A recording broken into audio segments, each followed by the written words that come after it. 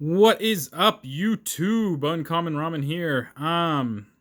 Before I get into the video, let me remind you that if you like my content, hit that like and subscribe button. And also, if you want to be notified as the content drops, hit the bell icon. And finally, if you feel the need to support me, hit me up on my Patreon at patreon.com/uncommonramen.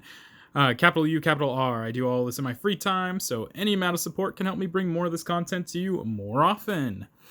All right, without further ado, we are going to be taking a look at the third and final game in the second Steven Rhodes collection, Cryptozoology for Beginners. Now, I actually have had a chance to play this one. This is a very interesting game. It is a drafting game, so if you don't know what drafting is, you're going to have a hand of a certain amount of cards, in this case 8. You're going to pick one of those cards in your hand, and then you're going to pass the rest of the hand to your left. And the person to your right will pass you their cards, and you're going to select one of those cards, and you're going to keep doing that until you have a new hand of 8 cards. And then after that, what you are trying to do is complete assignments. Before the game starts, you're going to receive 2 assignments, and you're going to choose one to keep as your private assignment, and then you're going to choose one to put in as a public assignment. And the public assignment can be completed by either player. The private assignment can only be completed by you.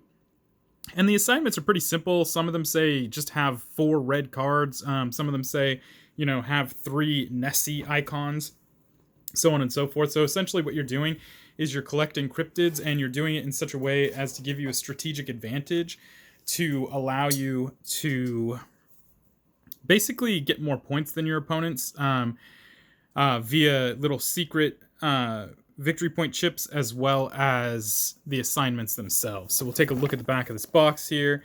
As you can see here, we got the contents list. We got 96 cryptid cards, 40 assignment cards, 40 reward tokens, 1 bust standee, 1 rulebook, 4 Kickstarter exclusive cryptid cards, and 1 Kickstarter exclusive assignment. And you can just kind of see right here some of the neat stuff on the back of this box. We're going to jump in here. Got ourselves our rule book. And this rule book is basically going to tell you exactly what I just told you.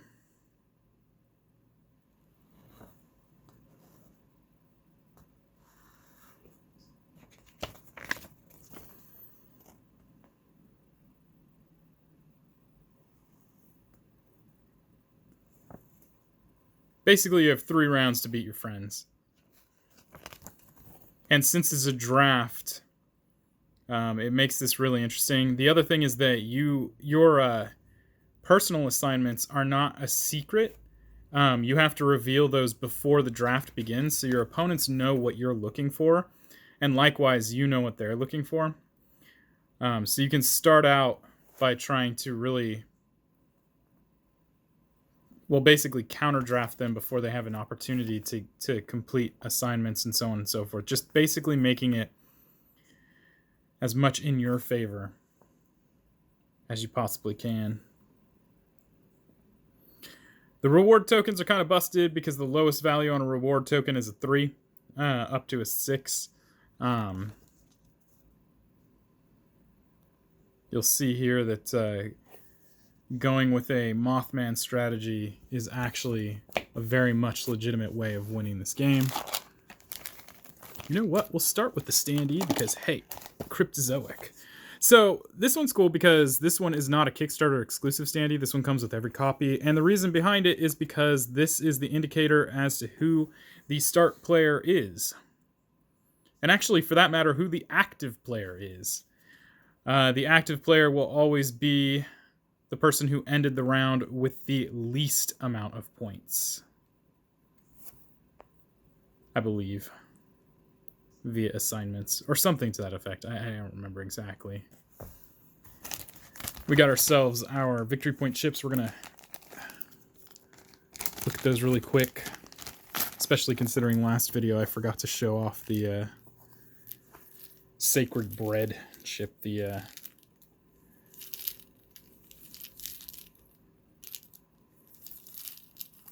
token that came with the last game.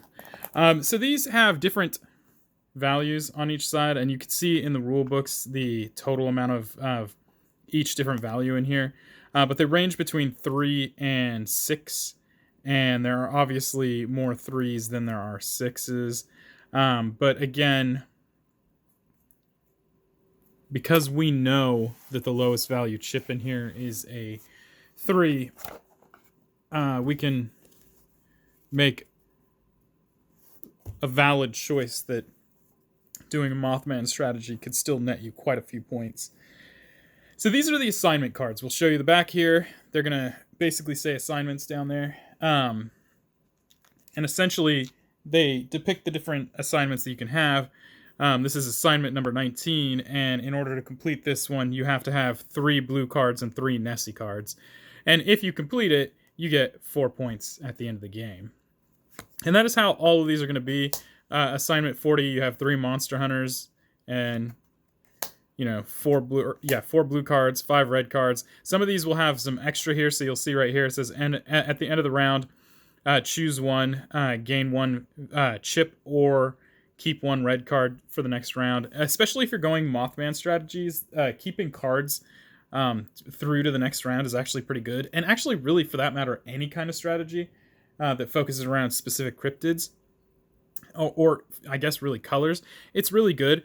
But at the lowest, if you pull one of the chips, you'll get 2 victory points for completing this assignment, plus 3 victory points for the chip, so up to 5 victory points for completing this assignment. Whereas if you look at this one that has you collect 1 less of a colored card, this one only scores 3 victory points. So all in all, you can't really lose with a card like this. Collect 4 yellow, 3 red, and 3 Mothman. 3 Professor Robert Zoick's Book of Cryptozoology. This one is interesting because Professor Robert Zoick's Book of Cryptozoology actually only gets a benefit if you only have 1 in play. So if you have all 3 of them, you're actually losing out on the benefit from them. So I don't know how this translates in. It's at the lowest 6, at the highest 12 points. So we'd have to look at that, but I don't know if it's worth it. 6 of any one color. 2 Nessie, 2 Mothman. 4 red. 4 Chupacabra. 2 yellow, 2 Chupa. 2 Nessie, 2 Chupa. 4 Sasquatch. Sandwich. 3 red, 3 green. 2 Sasquatch, 2 Chupa. 3 red, 3 yellow. 3 creepy cryptids. These guys are colorless cards. I don't remember exactly how many there are, but there are several in there. So you could possibly get that. 3 green, 3 Chupa. 4 pairs of different cryptids. This one actually isn't as hard as it seems. Complete at least 2 other assignments in 1 round. Also not as hard as it seems. 2 Sasquatch, 2 Mothman. 2 blue, 2 Mothman. 3 pairs of different types. 12 cards in play. This one is actually harder than it seems. 5 of any one type. So that could be color or cryptid. Get these off the screen and see if it stops wobbling. Got 5 green cards. Just really wants to follow those cards. We got 3 yellow and 3 green. 3 blue and 3 yellow. 3 green and 3 blue. 5 yellow. 4 Mothman. If you have 4 Mothman and you happen to have the majority of Mothman, this actually pays out pretty well. Collect at least 3 chips from cryptids in 1 round. Not that hard. 3 yellow, 3 Sasquatch.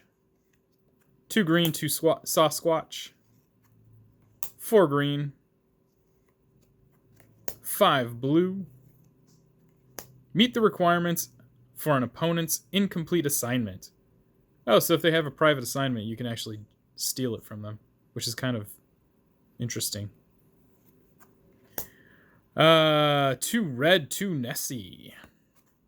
4 Nessie. 3 red, 3 blue. And that's our assignments. Next up, we're going to have the cryptids, and there's quite a few of these, and like I said, I have already played these, so these are in no particular order. But to go into what I was saying, we have our colorless cryptids here. We have Snallygaster. This one is a Kickstarter exclusive. This counts as multiple types, and it basically counts as any one type that you want it to count for. Or actually, really, for that matter, it could satisfy quite a few different assignments at once. We got ourselves Freaky Flying. This counts as both a Chupacabra or a Mothman. We got Mothman. At the end of the round, if you have the most Mothman symbols, you gain one of these little victory point chips. So basically, at worst, each one of these, if you happen to have the majority, is going to be worth 3 points, right? And if your assignments are Mothman oriented, this could actually blow up in your opponent's face pretty quickly. This is what happened to me in the first round. We got ourselves a Chupacabra. If you exhaust the Chupacabra and at least 2 other Chupacabras, you can discard any card in play, and its owner draws a card. This is a great way of breaking up a Mothman strategy, especially if there's a tie on the table. You can make sure your opponent has less than you. Then we have the Jersey Devil, another colorless one. You can exhaust it to draw 4 cards and put 1 card in your hand, then randomly add 1 to each of the other player's hand, and then discard the rest. This is, I think it says randomly. Yeah, this would have been great if you didn't have to add it to their hand randomly, because this is a great way to give books to somebody if you know they already have a book, and really take away the benefit of having the book. We got Calamity of Chupacabra.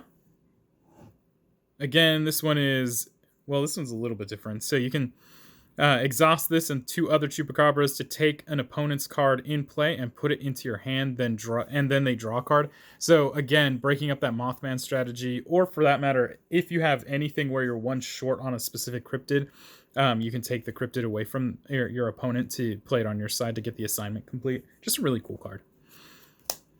Another Mothman. Professor Robert Zowick's Book of Cryptozoology. So this is what I was saying. At the end of the round, if you only have 1 book, you gain a victory chip. So if you have 2, you don't benefit from it, right?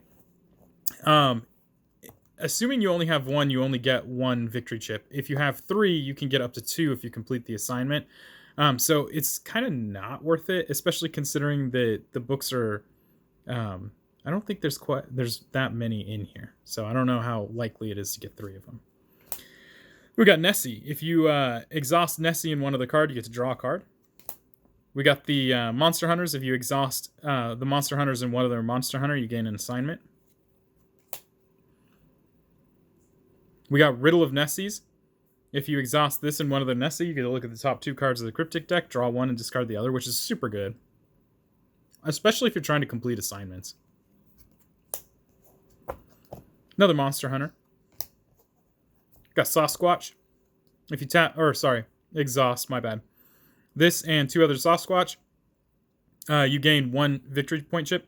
So I know that right here it says 3 little Bigfoot icons. In the rule book, it states that this guy, when you exhaust him, counts as 1 of those. So you only have to do 2 other Sasquatch to benefit from it. Then we got the Thunderbird, another colorless cryptid. So that's 3 at least.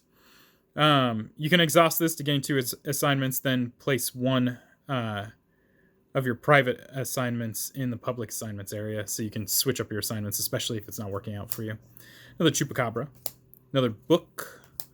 We have Mystery of Mothman. At the end of the round, if you have the most Mothman, you gain 2 chips. So Mystery of Mothman is a lot better than Mothman, and again, the Mothman strategy makes this kind of crazy. Then we have Nightcrawler. So this is 4 of the colorless. Exhaust it to choose any 1 type. Ready all of your activated cards of that type. And if you choose this symbol, you may not ready this card, which makes sense. You can't just infinitely ready. Then we have Freaky Flying again. Mothman. Jackalope. exhaust it to swap this with any one of your opponent's cards in play. If the card you take was already activated, ready it. That way you can use it too. Chupacabra. We got Kraken. This guy is every color, as opposed to just being gray. But essentially it would be one of the gray cryptid because it has that symbol. Just a really good gray cryptid. Too bad it doesn't count as any type, like the Snallygaster. Another Chupacabra. Another Sasquatch. Another Riddle of Nessies. Another Monster Hunters. Weirdo Rodeo, which counts as both Nessie and Sasquatch. Another Calamity of Chupacabra. Monster Hunters. Cerberus. You can exhaust it to discard any card in play. Draw 3 cards and put 1 in its owner's hand. Discard the rest. Another way to break up a strategy if you need to.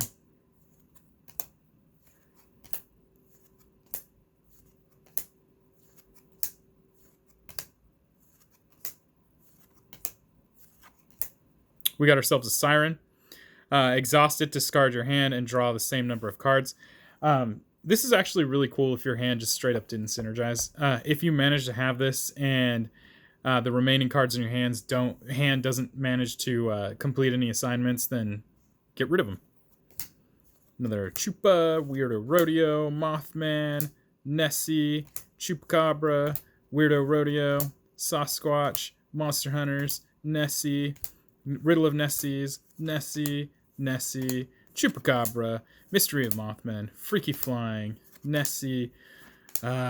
So many cryptids. Okay, we got Seclusion of Sasquatch. It's the first time I've seen this one.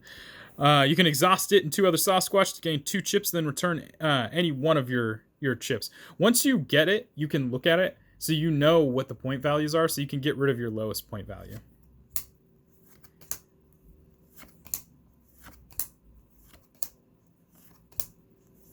Freaky Flying. Is it only going to be one of those Sasquatch ones? I feel like there's tons of the other ones. The Riddles and the Calamities. Okay, here we go. So there's actually not that many of the gray cryptids in here.